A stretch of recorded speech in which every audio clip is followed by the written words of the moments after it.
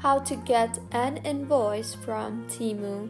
Hello everyone, I am Bishaka and welcome to our channel. Now, let's get right into the tutorial. Firstly, go ahead and open your Temu application.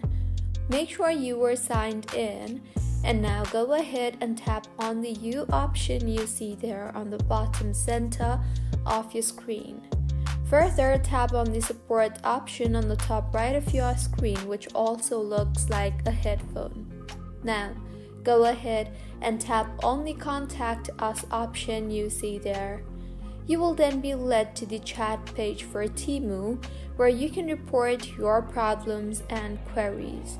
Now, in the chat box, type in, "I want to talk to a human," and send the message. You will then be assigned a human to help you fix your problem.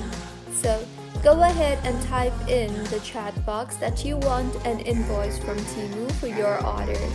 You will further be asked to enter your order number so that Temu can proceed with the process of making an invoice for your order, and you will also be provided with the steps to get the invoice from the application itself as shown on the screen.